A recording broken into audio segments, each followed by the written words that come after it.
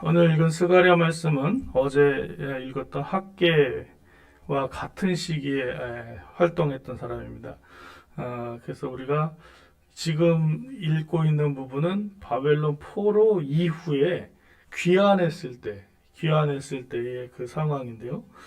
스가랴와 학개 그리고 에스라 앞에 나온 에스라서 그 사람들 학개, 스가랴, 에스라, 느헤미야 막 이런 부분들은 다 이제 바벨론 포로에서 돌아왔을 때의 이야기들을 하는 거거든요. 동시대의 인물이고 동일한 정치적, 역사적 상황 속에서 밀접한 관계가 있습니다.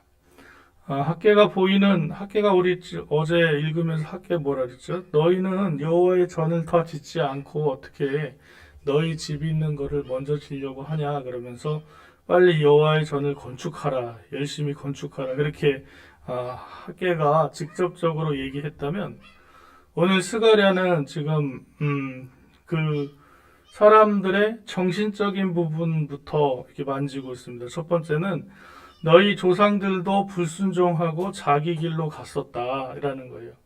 그러니까 왜 너희가 바벨론으로 끌려갔느냐? 거기서부터 이제 시작하는 거죠. 그래서 하나님께서는 너희 조상에게 돌아오라고 얘기했건만 너희가 그 조상들이 하나님께로 돌아가지 않아서 거기 선지자들고 또 거기에 있는 백성들도 다 바벨론에 끌려감을 당한 것이다. 그러니까 너희는 하나님께로 돌아와라라고 다시 이제 얘기하는 것이죠. 너희가 돌아오면 하나님께서 너희를 회복시키시고 너희를 위로하고 너희를 세워주실 것이다. 그래서 17절 말씀에 그가 다시 외쳐 이르기를 만군의 여호와의 말씀에 나의 성읍들이 넘치도록 다시 풍부할 것이라. 여호와가 다시 시온을 위로하며 다시 예루살렘을 택하리라 하고 말씀하시는 것이죠. 지금 바벨론 포로로 끌려간 지가 이제 70년 정도가 되었다고 말하고 있습니다. 여호와의 천사가 땅에 두루 다녀봤는데 평안하고 다 조용하다고 했습니다. 그 평안하고 조용한 것은요, 그냥 아무 일이 없어서 그런 게 아니라 예루살렘 땅이 황폐해졌기 때문에 그런 거예요. 다 끌려갔기 때문에, 다 포로로 끌려갔기 때문에 예루살렘 땅에 남아있는 사람이 없고 또 성이 다 폐허가 되고 성전도 무너지고 그러한 모습을 보이는 겁니다. 그러니까 천사가 얘기하죠. 하나님 70년이 지났는데 언제 용서해 주시겠습니까? 그렇게 하니까 이제 하나님께서 말씀하시는 거예요. 이제 돌아오게 하고 위로하고 예루살렘을 이제 택할 것이다 라는 것을 위로합니다. 그래서 오늘 스가랴 선지자가 예루살렘 백성들에게 하나님께서 너희가 하나님께로 돌아오면 하나님께서 너희를 이 평안한 이 땅 위에 세워주실 것이고 또 인도해 주실 것이고 또 이 폐허로 남겨진 예루살렘에 너희가 안정적으로 살아가도록 도와주실 것이다 라는 것을 선포하고 있죠. 근데 그렇게 되기 위해서 중요한 건 뭐냐면 학개와 연관되는 겁니다.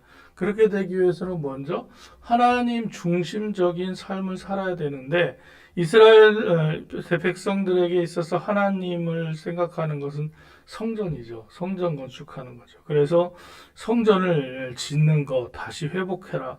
성전이 잘 지어지다가 그 사마리아 사람들의 방해로 의해서 16년 동안이나 멈춰 있었다는 거예요. 그러니까 다시 하나님께서는 학개를 통해서 이 성전을 먼저 건축하는 게 좋겠다라고 말씀하셨고 수르바벨과 여호수아가 이제 그 성전을 건축하죠.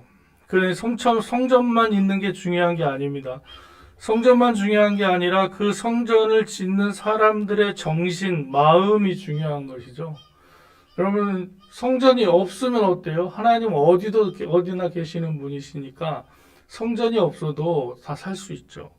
그래서 성전을 세우는 사람의 마음이 없으면 어때요?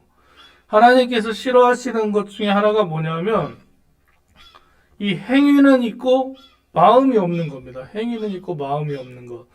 그래서 이스라엘이 망할 때쯤 되면은 하나님께서 선지자를 통해서 하시는 말씀이 나는 너희의 제사가 싫다라고 말씀하셔요. 내가 너희가 아침 저녁으로 드리는 제사를 싫어한다라고 얘기하시는 이유가 뭐냐면 사람들이 하나님께 제사를 지내요. 아침과 저녁에 제사를 지내고 뭐 화목제도 지내고 다 지내는데 그들의 삶의 모습 속에서 하나님의 자녀의 삶의 열매가 맺어지지 않는 돈이 많고 부유한 사람은 가난한 사람을 착취하고 또 고아와 과부를 재산을 뺏는 토색하는 일들을 하고 그 다음에 또 하나님 앞에 정직하게 사는 것이 아니라 우상신을 섬기며 그 우상에게 절하는 그러한 모습으로 살아가는 모습을 보면서 하나님은 그걸 싫어하시는 겁니다. 성전만 질 것이 아니다라는 것이죠. 그래서 학계는 겉으로 보이는 직접적인 성전을 건축하라라고 했다면 오늘 스가랴는 그 마음 속에 하나님께서 왜 너를 부르시고 왜 돌아오게 하시고 그 마음 속에 어떤 마음을 품어야 되는지를 우리에게 이야기하고 있는 것입니다. 첫 번째 환상에 보면은 평안하고 그 귀한 민들에게 슬프고 어려운 이 상황을 이야기하는데요. 두 번째 환상은 또 이들에게 새로운 희망을 줍니다. 열방의 평온함을 상징하는 4개의 뿔이 하나님께서 보내실 대장장이 4명에 의해서 박살날 것인데 하나님께서 사자를 보내셔서 예루살렘, 이스라엘을 짓누르고 있는 주위의 강대국을 다시 정리하시고 예루살렘을 세워주실 것이다 라는 약속의 말씀을 하고 계시는 것이죠. 때때로 우리는 하나님의 뜻을 분별하고도 이 초조함으로 인해서 이루어지기 전까지 거기를 기다리지 못해서 우리가 하나님 앞에 온전히 믿음으로 나아가지 못하는 경우가 있습니다. 하나님 이루어 주실 거다고 말씀을 주셔요. 마음의 평안을 주셔요. 기도하면 하나님께서 이제 우리에게 마음의 평안을 주십니다. 그래서 하나님 이루어 주시겠구나 이런 생각이 들어요. 그래서 마음의 평안이 생겼는데 눈앞의 현실은 아직 변화가 없는 겁니다. 아직 여전히 힘들고 여전히 이게 될까 하는 상황에 있는 거죠. 하지만 우리가 하나님을 바라보는 그 방향, 우리의 시선이 하나님께 정확하게 하나님께 있다면 하나님께서는 그 약속하신 말씀을 반드시 이루어 주실 줄로 믿습니다. 이것이 더디오더라도 하나님께서 하실 것을 믿고 기다리는 사람들의 희망이고 또 이것을 통해서 하나님은 역사하시는 거죠. 그래서 많은 분들이 그렇습니다. 기도하시는 분들이 하나님의 시계는 우리의 시계와 안 맞다.